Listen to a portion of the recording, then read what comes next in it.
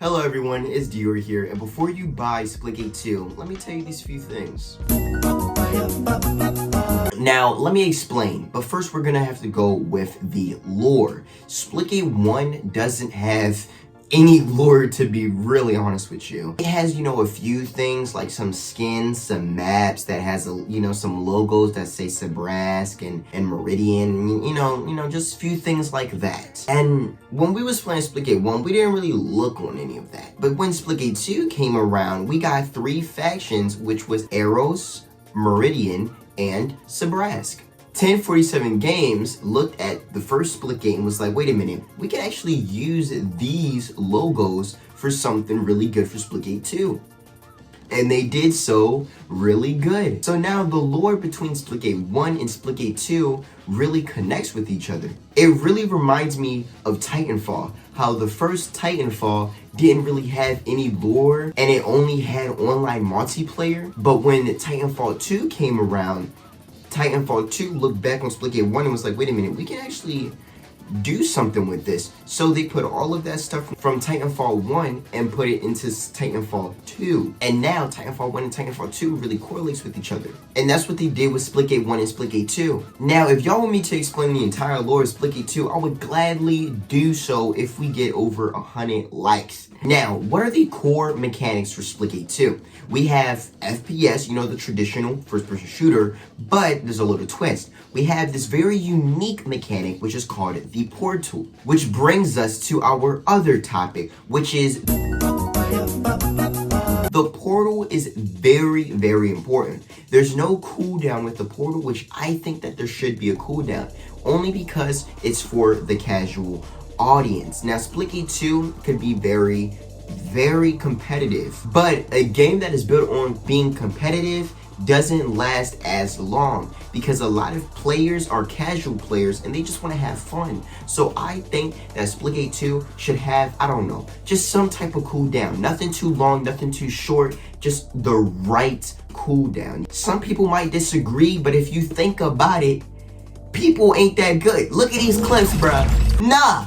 Casual players are gonna instantly be like, yeah, never mind. I'm gonna just go back to doo-doo trash Call of Duty. Punches are legit 1 hit if you get it right. Maybe 2 hits if you don't get it right. But the weapons are really good. We got the battle rifle, the assault rifle. We got the BFB, which is a melee weapon. We had the sniper rifle, which is new, by the way. It looks like very old tech. So maybe it's from the Sabrask faction, because if y'all don't know in the lore, Sabrask is in Mars, Eros is on Earth, and Meridian is on Venus. And the tech on those 3 factions are similar, but there's differences which you can tell. The first game we got is Hot Zone, a little twist to the classic King of the Hill, and the next game we got is Team Deathmatch. If you look at the most recent Splitgate 2 trailer, which is the Game Awards one, I think that's the most recent one, this ice map. And there's a flag behind these large group of, teammates. But the map looked way too big to be either Hot Zone or Team Deathmatch or even capture the flag.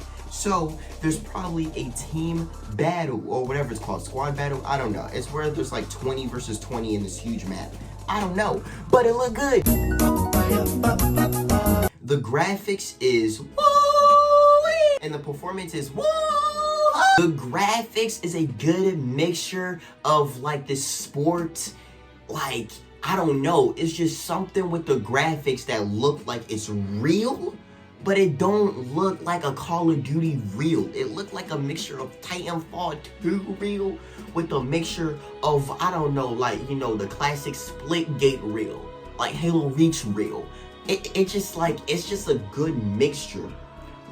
It's just so good. And the performance, I don't know what it's like on my PlayStation 5, but I've seen people on Twitch and YouTube Live, and the performance looked good to me. A good 60 FPS. I have not seen any lag from the people that I have seen play Splitgate 2. I have seen no lag. So I hope that when the full game comes out, the performance is super good. If you look at Splitgate 1 and Splitgate 2, you can tell that there's a huge difference between the two. crossplay. Is crossplay going to be in Splitgate 2? We all know it is going to be in Splitgate 2 because for Splitgate, we had PC players and we had every single console player, which is, Xbox and PlayStation, playing together. Splitgate 2 is that it's only going to be available for the PlayStation 5, the Xbox Series X and S, obviously, PC, Steam, whatever it's on, and Epic Games. This part right here, I was just blabbering. Try to guess what I was saying. Also, subscribe. Imagine Splitgate 2 on the Nintendo Switch. Hey, are we onto something right now? I don't know if there's any matchmaking in Splitgate 2. I have no idea. But, just be good for the casual players.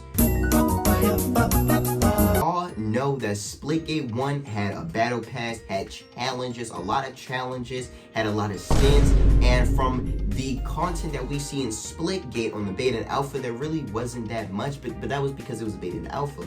But from the trailers that we have seen from Splitgate 2, there's a lot of really cool reskins, really cool skins, new skins, even gun skins and all of that, and a lot new maps and all of that that we can see from the trailers. So I'm pretty sure that there's going to be a battle pass. I'm pretty sure there's going to be a lot of challenges and some really cool, bits and pieces there everywhere. I'm pretty sure there's going to be a lot of customization when it comes to Splitgate 2, just like how it was in Splitgate 1 as well. Very different. The graphics is very different from the first Splitgate. The movement is different. We have sliding while shooting in Splitgate 2, and mantling, and so many other cool things. The portal animation looks really good, with a lot of cool reloading animations as well. Now, will Splitgate 2 appeal to newcomers? I really hope so. If it doesn't appeal to newcomers, then we are doomed with Splitgate 2. Is Splitgate 2 a competitive game or a casual game? From what I have seen, it looks like a more competitive game, but it also looks pretty casual too, with the fun game modes and all the other fun stuff that we had from the first Splitgate. Splitgate 2 pubs should be pubs. Splitgate 2 ranked should be competitive ranked. So if Splitgate 2 really does this well, it's going to appeal to both people.